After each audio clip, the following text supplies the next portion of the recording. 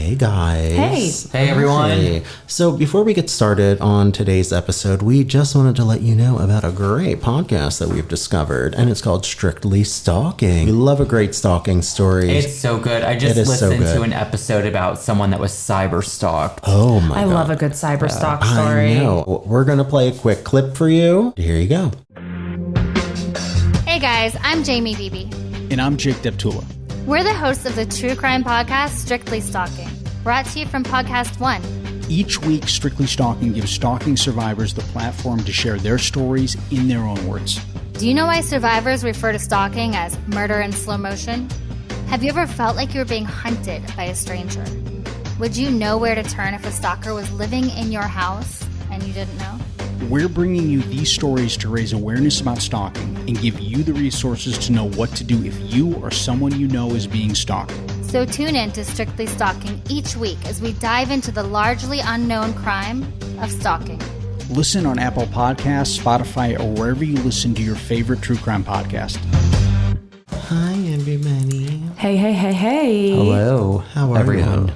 Did you have your jelly juice and did you wear your arsenic dress is my question. I did, and I'm here to tell the story. I love it. I had a huge waterfall in my Victorian dress. Oh, that's beautiful. And then I passed out. Oh my God. And I can't And imagine. then I woke up and was like, what the fuck happened? I can imagine. After a really harsh series of waterfalls after the jelly juice, I don't know what I would do. Yeah, I don't know either. Yeah. We are referring to our past 2 episodes. Yes, the where jelly juice poop cult. We talked about a poop cult that drinks jelly juice. That's right. And Jillian. When you diarrhea, it's called waterfalling. Absolutely. diarrhea. Yeah. When you cha-cha-cha. Yeah, that's Jilly's terminology, waterfalling. And We then love it. We also did an episode for Fashion Week, and it was Yes. about arsenic dresses. Yes. Do you guys have any 18th century garb that you're wearing currently? If not, throw it out. And then imagine having diarrhea whilst wearing a hoop skirt. Like Jen. Oh my God. Yeah. And the pantaloons. Jen said. And the pantaloons. You're like essentially like tied in and...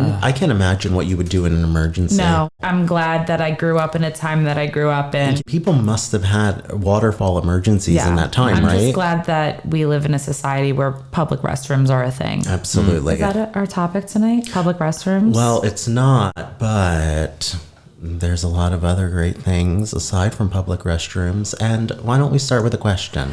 Oh my God, I still don't get where we're going tonight. I don't either. Well, I have no idea. You know, I like to keep a little more mystery and intrigue. I'm a lady. Well, you know, Mark also likes to Mark keep disagrees. us on edge. I do. And I want you to know the story as it evolves. So he just said to me before we started recording, Jen, you're going to enjoy this because we both have a weird connection to this topic. This is very true. And I'm sitting here like, I can't even think of what the strange connection is. Oh, yeah. But it's going to be one of those where when I find out what it is, I'm going to be like, okay, I've got it. Exactly. My question tonight... Can you both tell me something weird that has happened to you while traveling? I know. It can be a weird interaction or a time that you were lost. It can also be any kind of travel. It doesn't have to be vacation related. So it can be going to work. It can be going to the grocery store. Like just a weird scenario that stands out in your mind. Okay. Yeah. So, in case all of you are wondering, why am I laughing? There is a story amongst the three of us that they both know, and it has happened between myself and a mutual friend of ours. So now I understand travel and crazy stories. So one time I went with this particular friend to Paris. I had my backpack on and we were up at the hill in Montmartre, this like beautiful church where you could see the entire city. So we're walking up this hill and all of a sudden there's like 5 to 7 women just on top of me. Oh my God. Like I couldn't get out and they're like putting things in my face and they like walked away and then came back and gave me my phone because they like essentially got caught. Oh shit! So they snatched your phone and then You gave were it like, back to me. God. So you that were like is terrible. You were like pickpocketed by And 7 yeah, people. That's so rough. yeah, that was my story about crazies in Paris. Yeah. Wow. I guess this one time where I was like traveling on a vacation, I went to San Francisco. Great city. I love that city. I loved it there. Really beautiful city. I've never been. Oh, I got to live out my Mrs. Doubtfire fantasy. And I got to live out my Full House fantasy. Yeah. Oh, yeah, I saw those houses. Oh, the painted ladies. The painted ladies. Oh, I love it. And I went to R.I.P. Bob Saget. Oh, yeah, Yes. he was a goodie. Oh, I loved him. When I was walking, there was this guy and he sang, Jingle Bell, help me get drunk. Oh, I love it. And it was like the middle of August. Wow. That sounds beautiful. Christmas I gave in him August. Well, good. I gave him $1. Honesty goes a long I way. was like, you know what? He's fucking hilarious. Yeah. Until this day, we'll always hear that. Cheers, man. I guess that's my weird story of travel. This also connects to this story too in some abstract way. I'm from South Jersey originally. This one friend would come visit me there every so often. We used to take a train to Atlantic City. Now, I know, listen, everybody, strap yourselves in. We're on the train, and there's a woman who's speaking very loudly. She is basically telling the friend next to her about all of the weight loss she had from gastric bypass surgery. I was a little more loosey-goosey, and at the time I was like, I want to see the picture, because clearly she's speaking loudly. People usually want attention, and I tend to be the person to give them that attention. It turns into this whole fucking nightmare. Cheryl, hope you're well.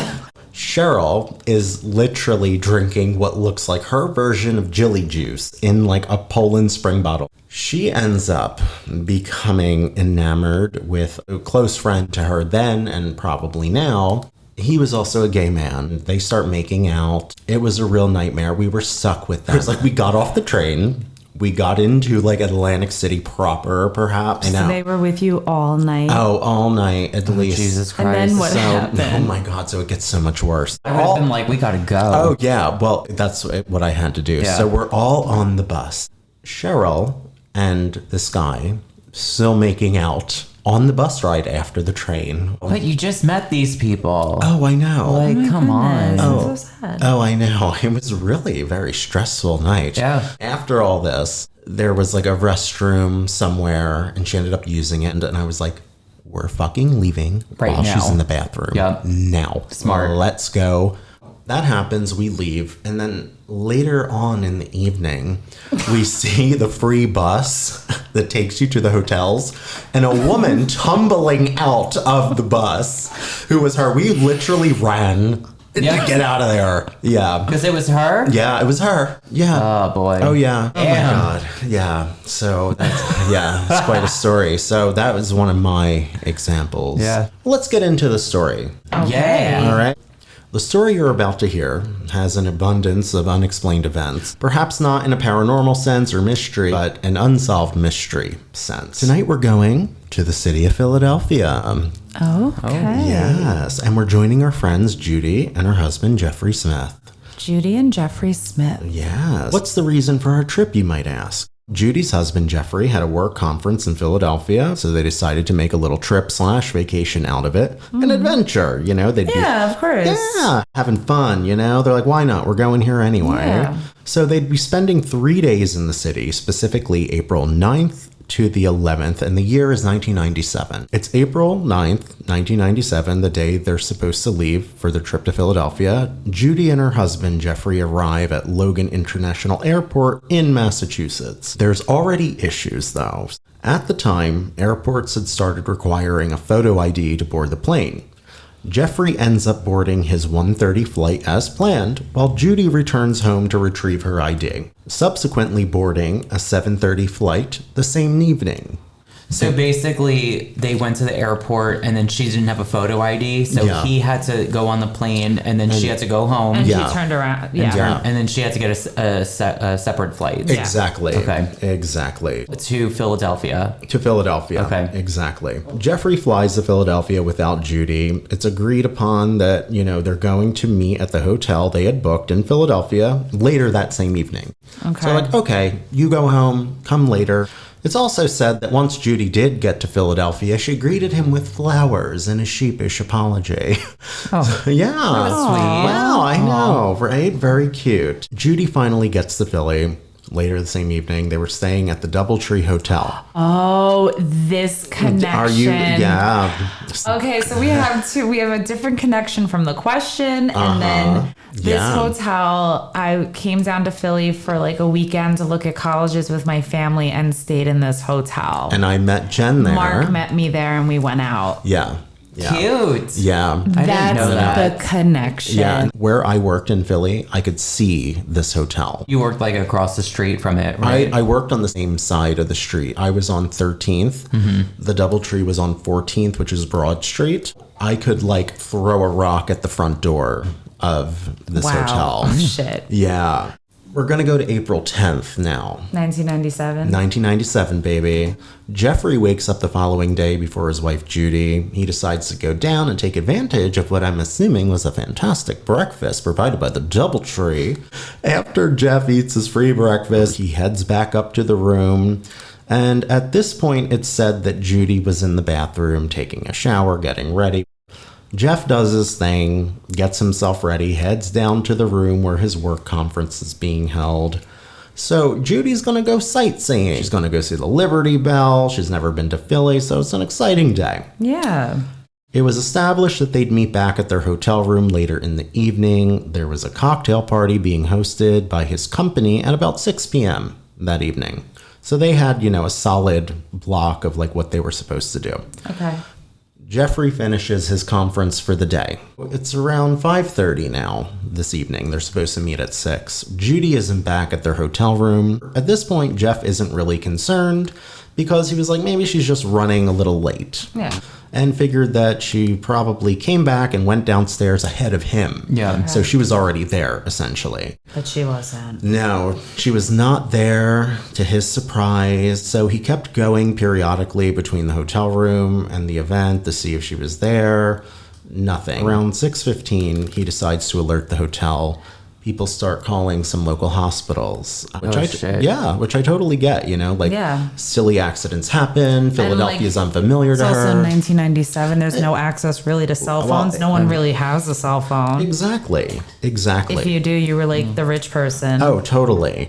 I can just imagine like the anxiety and fear he was. Oh my God. Yeah, very for sure. insane. Like you're in this far and you're in a city that you don't reside in. They're hours away from where they live.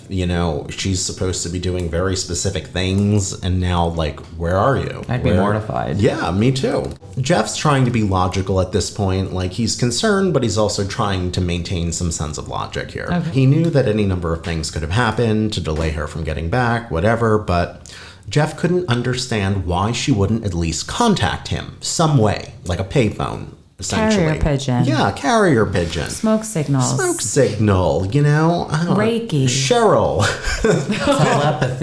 Telepathy. Cheryl and telepathy. Jeff decides to call his stepson back home now. I guess to presumably see if he had heard from Judy, but nothing happened. No one heard from her at home. Jeff decides to start searching for Judy.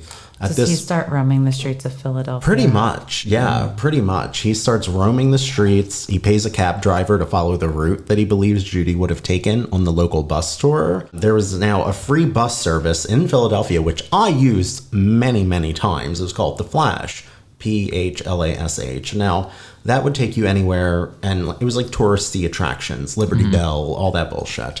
The Flash bus driver would later confirm that he had picked up a woman that morning who matched Judy's description. Oh, wow. Yeah, and that was something that would be a revelation later on. What was the description? I mean, essentially, it was describing what she looked like, what she was wearing, her backpack, things like that. Got it. Despite these efforts to locate Judy, Jeff comes up with nothing. It's 12 a.m. the following morning. Jeff goes to the local police department to file a missing persons report, and it said that Jeff was turned away from filing a report because Judy had not been missing for a full 24 hours, which I always thought was a movie thing. But apparently it's not. No, it's a big problem with a lot of these situations and cases. Yeah. The following morning, Jeff was able to file his report. It said that essentially he got attention because one of the people attending his work conference was the then mayor of Philadelphia, Ed Rendell. The next day, he was greeted more kindly because of his connection, Got it. is what's implied here. Jeff did note, though, that the police were treating him as a suspect from the very beginning. Essentially, they were skeptical because at this point in time, they were convinced that Judy didn't arrive in Philadelphia at all, that she wasn't there ever. Not once. Says them. Says them. them. Exactly. Their theory or their argument was essentially, how could she have forgotten her ID? What's wrong with you, little lady? You know, especially since at this point in time it was required for air travel. Jeff's response essentially was that he countered this claim by stating that the rule of needing your driver's license to board a plane had only been put into effect in the last 18 months. So Judy hasn't flown anywhere since that rule was put into effect. So Jeff is like, it's kind of logical that she could have forgotten it because it wasn't a thing until recently. Yeah. There's only one person at this point in time who had claimed to have seen Judy at the DoubleTree, and that's the desk clerk at the hotel. That which would make sense. Right? Yeah. Exactly. They check you in. Yeah. I think that would be a pretty reputable reference, you know? Correct. But the police still, they don't think it's so reputable. Due to the fact that the employee had only seen who they thought was Judy, but this person didn't actually, check her in. But, couldn't they get, the cameras, the surveillance system? You would think. I don't know what it was like in 97, but I imagine they had something. They had to have. Should we talk about some strange details Sure. involving this They case? love a strange detail. Yeah. Right. So a detective had noted that in Judy and Jeff's hotel room, none of Judy's clothes had really been touched. They questioned why she wouldn't have changed her outfit the following day. So essentially, what she flew to Philadelphia in, she wore the following day. She didn't change her outfit. Okay. It was also noted that there were no cosmetics or personal items from Judy at the hotel. Police had also mentioned that Jeffrey refused to take a polygraph test. However, Jeffrey stated that he, in fact, would have taken a polygraph test, but he wanted it administered by the FBI, and if he passed the test, he would want the Bureau to assist in the investigation. A police captain by the name of John McGinnis stated that Jeffrey already knew that the FBI would not be assisting in the investigation. Jeff would still refuse to take the test, even when the Philadelphia police made it possible for him to take the test in his home state of Massachusetts. The department later stated something to the effect that Jeff gave us some of what we asked of him, but not everything. I don't know what that's supposed to mean. 5 months after Judy disappears, are you ready to go to North Carolina? Yeah. What? Okay. Who's in North Carolina? Why are we in North Carolina? Well, you're about to find out. They're going to run us out with pitchforks. Pitchforks, that's right. So, I know that was a quick turnaround, wasn't it? And now we left Philadelphia. So this is 6 months later. Yeah. So we're 5 months later. We're 5 months 5 months down the line, and she still has not been Yeah, found. Judy has not been found. But who's in North Carolina? Well, let's get into it. We're going to get a little Oh, deeper boy. now into Judy Smith, honey. So, that sounded sexual. Maybe it is. Maybe it is. So, Who knows?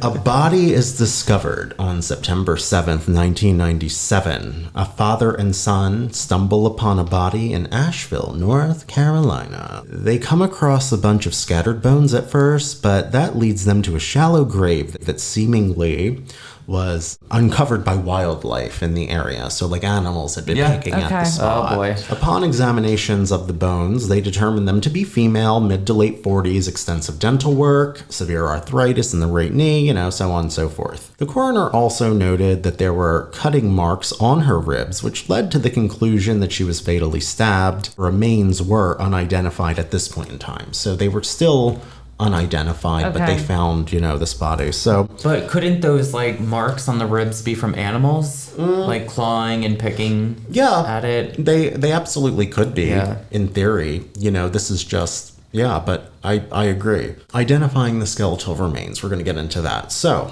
you may be thinking to yourself, what do these bones in North Carolina have to do with Judy Smith?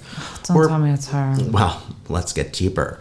Remember how I said earlier how her husband Jeff was like, calling hospitals and everything like that? He also had sent lots of flyers out I'm to, sure. Various hospitals. Yeah. Aside from calling them, he sent flyers. All over the world? Well, not all over the world really, but like Philadelphia, like just different places, different hospitals in different states, essentially, to be like, if this woman turns up, call me. Yeah, call me. Let me know what's going on. If exactly. if somebody stumbles in or something. At this point, the remains are identified. Oh, We're boy. fast forwarding a little bit. There was an emergency room physician in North Carolina who saw an article in the newspaper about the discovery of these remains.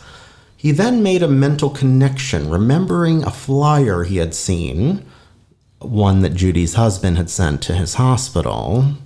Judy's dental records are then pulled by police. So the remains were her. Yeah. In North Carolina. In North Carolina. 5 months later. Yeah, 5 months later. So this doctor who worked in this, hospital essentially made the connection. He was like, I remember this guy sent these flyers of this woman. We should just look into it. It was just an odd chance of luck that's crazy. The states away. Yeah. States away. Wow. And we're gonna get a little more into why that just makes even less sense too. Yeah. Because as you know, they lived in Massachusetts. They went to Philadelphia, but North Carolina is the wild card. Yeah. Things are going to get more insane. Based off of the evidence that was found where Judy's remains were discovered, it stated that Judy was not alone. I'm not sure what they're basing this off of, but it sounds like they had enough clues to assume that Judy most likely was killed in the woods there in North Carolina. Essentially, what that comes down to is that she wasn't killed in Philly. She wasn't killed in Massachusetts. She was killed in North Carolina. So why she was in North Carolina, we don't know, but she was killed there. I wonder how they were able to tell that she was killed on the site that they found the body. There's got to be a way that you can see. It's really interesting because you watch shows where the forensics team comes in and they can actually tell you where they were standing when they shot the victim or when they were stabbing the victim, how they're able to tell that someone was shot on the floor and then they were shot again on the floor. Yes. All because of angles and stuff. Exactly. And there are some details in this that I think are going to come up that kind of paint more of a picture like what you're saying. So we'll go into those. Judy's remains were found dressed in jeans and hiking boots. Well, let's make a quick callback to where we spoke about the officer who commented on how Judy disappeared in the same outfit she wore. So you're like, she's wearing hiking boots. So totally an outfit that essentially was appropriate for where her body was found. Yeah. Okay. A hiking outfit. I'm going to just throw this in there though. The part about the outfit, how the cop said, oh, she wore the same outfit the second day. A daughter of hers later confirmed that it wasn't uncommon for her mother to do that when she was traveling, which kind of makes it even more weird. Yeah. It doesn't really, it kind of makes it more complicated in a way.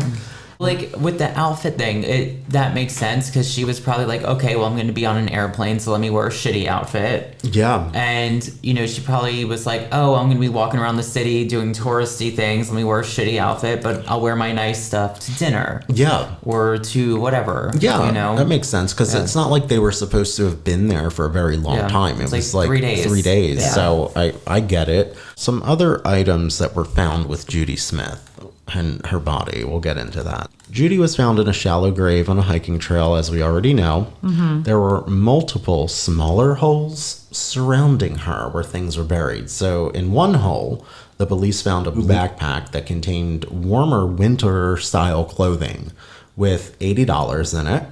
The second hole had a pair of sunglasses in it. The third hole contained a shirt, and in that shirt, it had $87 in the pocket.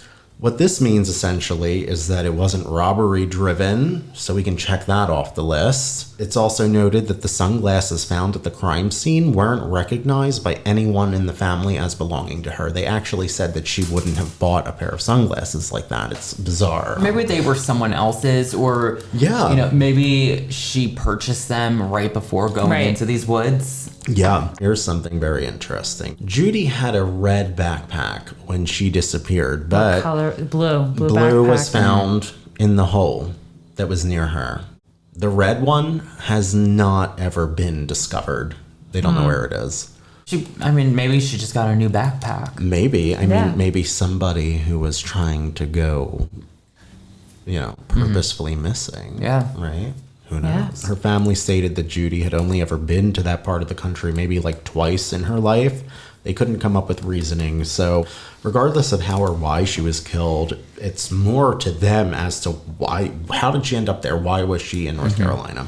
Residents in Asheville claim to have seen Judy Smith, though, in North Carolina. So we're going to get into some of the commentary there. Okay. There were a few people who claimed to have seen her, like we said, or at least somebody who matched her description in April of 1997. So the same month, the Philadelphia trip, of the Philadelphia trip. A local worker shared her story of their encounter with Judy. They said, she seemed very alert to me. She was very pleasant. I didn't see anything about her that would indicate that she wasn't right in any way. The same person stated that Judy told her that her husband was a lawyer in Boston, which is accurate, and that he was attending a conference in Philadelphia. And during that time, she decided to go to the Asheville area. What the fuck is that about?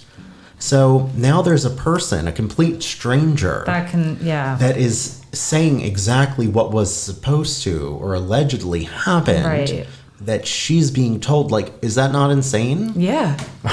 Well, then that's probably what actually happened.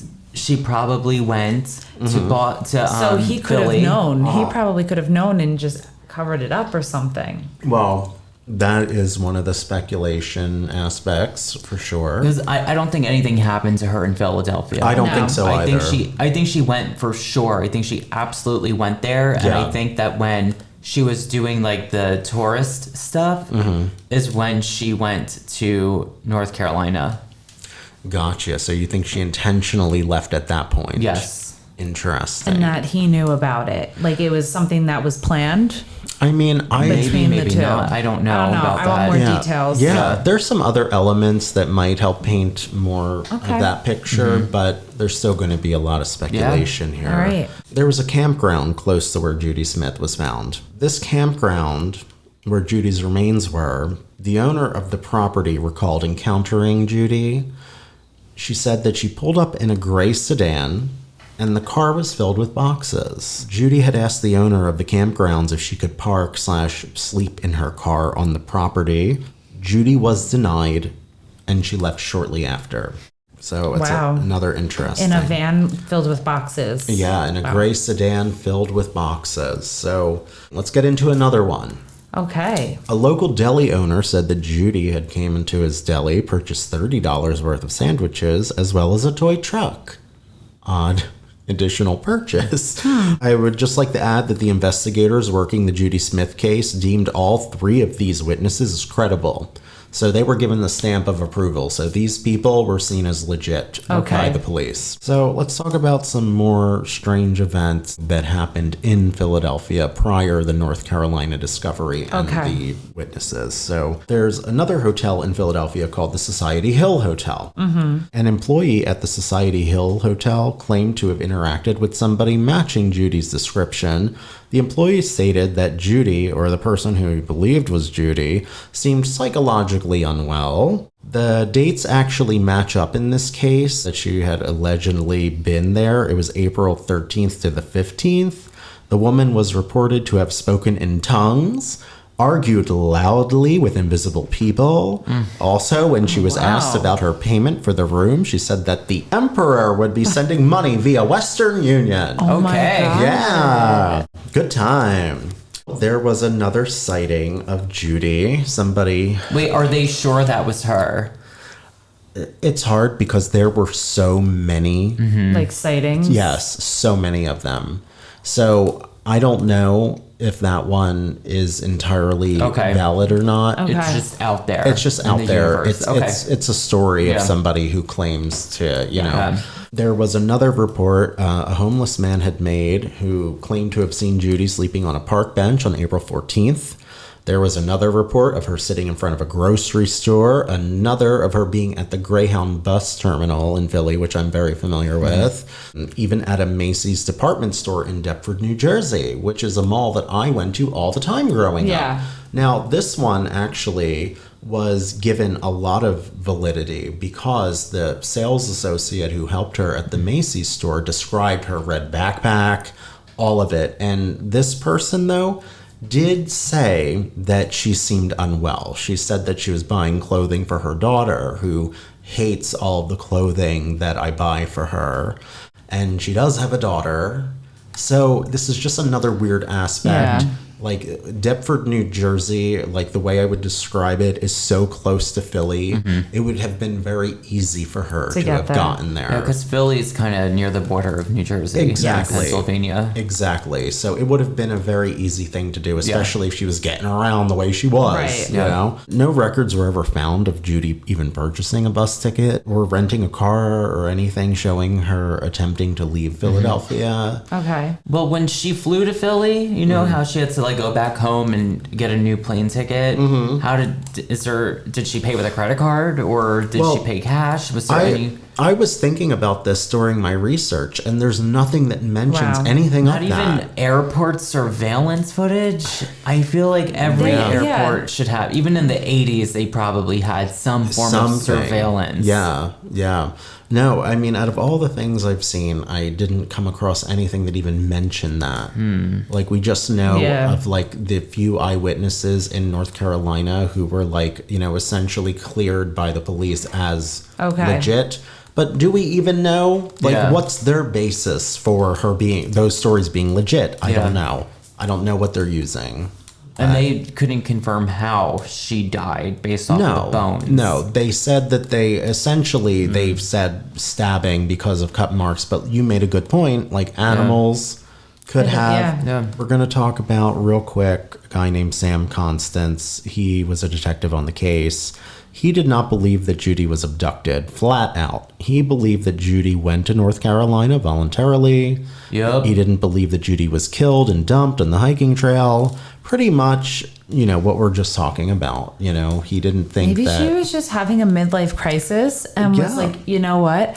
Fuck it. I'm going to go off the radar. I'm going to go into the wild.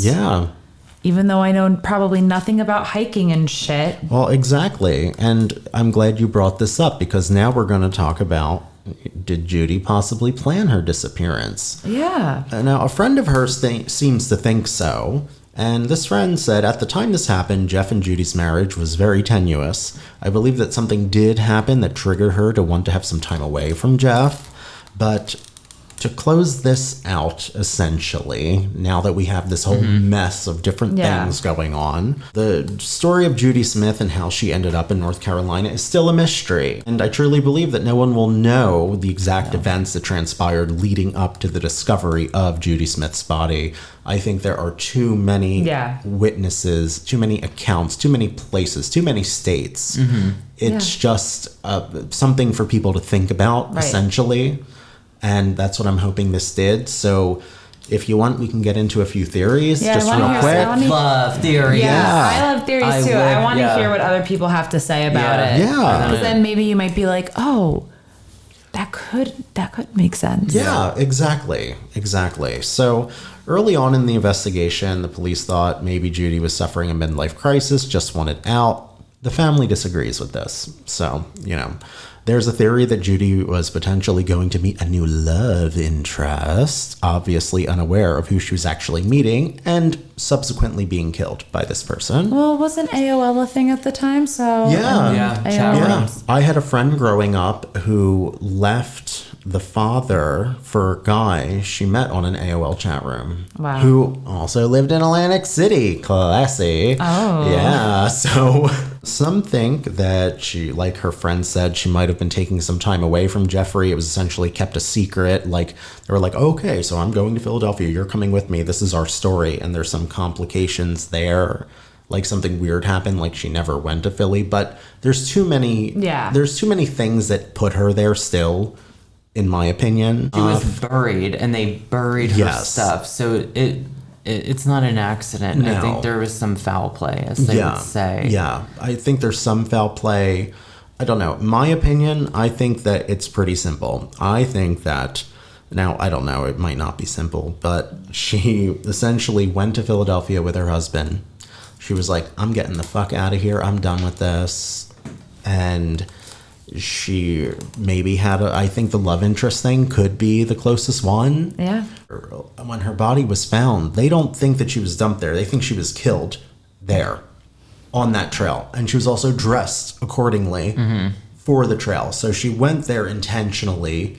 Whatever happened there happened there.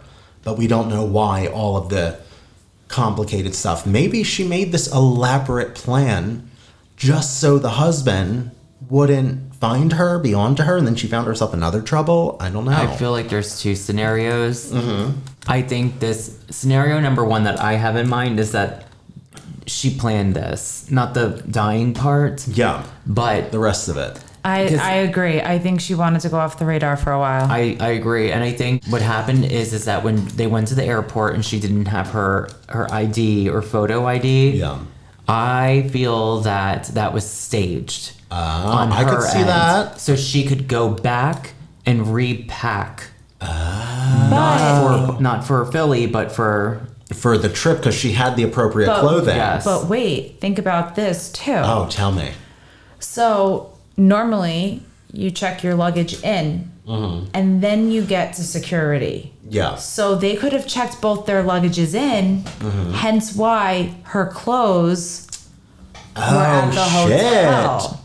That's a good... Oh, Jen, that's really good. Because it could have been the thing where she was like, here, take my bag with you. I gotta...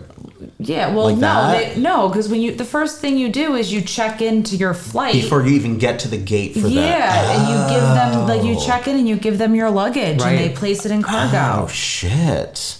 Oh, see what I mean? That's why these stories lead you down a fucking loop. The fact that, like, every sighting was, like, her outfit and a backpack would make sense. Yeah. Damn. That's wild. I think there's some, I don't know. This story makes me crazy too. I think it's not quite Cindy James, but it has a lot of those weird elements. Were they wealthy? I'm assuming they probably I'm were. assuming because so. He's a lawyer and She was a nurse by trade. And Another let me nurse, guess. There's no resolution to this. No, of course not. Oh my God, Mark. Jeffrey has passed. Is he really? Yeah, he's gone. But why I was thinking is maybe she was having a midlife crisis / Well, that's one of the theories. Romantic affair. Yes. And she flew down to North Carolina to be with this person. And maybe because they had money, maybe she was financially supporting him. Maybe. To an extent. And that's why, I mean, it's interesting because she had, they found $87 in her pocket. In like a shirt that was buried and then money in a shirt that she was wearing. Crazy. So I feel like she could have had a big stash of money that she was bringing with her. Possibly. That's possible too. Like this was planned. But then I read something somewhere else, and this is like a valid thing. I just can't remember where I saw it, but that she didn't bring any of her credit cards. So she had like an American Express or a Visa or one of those. And she had a certain amount of cash. Let's say it was $500 for the sake of the story in the hotel. But she only took a certain amount. She didn't take all of the cash, which I'm like, what is that about too? Yeah. So she didn't have access to the accounts from cards. Nothing was removed from a credit card or bank card, and then only some of the money, not all the cash. Right. And you're going on this wild adventure to Deptford, New Jersey, and to the Greyhound and another hotel, and That's why, though, this is, a topic for everybody to think about. Right. Yeah, and while you're thinking about why Judy Smith didn't take off all of her cash, you know what you can do? You can go to patreon.com/bizarrebuffet. Sure can. And you could sponsor us. $3 a month, you get a handmade pin by me. Send us rice, too. You Yes. get a handmade postcard, which is like a beautiful collage. It is. Yes, it looks like a serial killer did it. It's me. You, It's me. Yeah. And you also get access to Bloopers, deleted content. Exactly. Things that'll get us canceled on regular podcasts. Yeah, it's like the NC-17 version of Bizarre After Buffet. dark. And then for $10 a month, you get all that, and you get a video shout out Hey. on top of a blindfolded drawing by Of the your three choice. of us. Your choice. You pick it. We all do we'll it. We all draw it. Yeah, and you'll get a video of us doing it. Yeah, it's a good time. It is. Yeah, it is. It's great. Like us on Instagram, Yes, Facebook. please. And if you're watching us on YouTube, Subscribe on YouTube. Yes, make sure to hit the bell, turn on notifications so you know yeah. when our horny episodes drop. I guess with that being said, I'm the red backpack that was never found. And I'm the blue backpack. Oh my god, I love that. And I'm the mayor of Philadelphia. Oh my god. Oh my God. Wow. Wow, Rocky.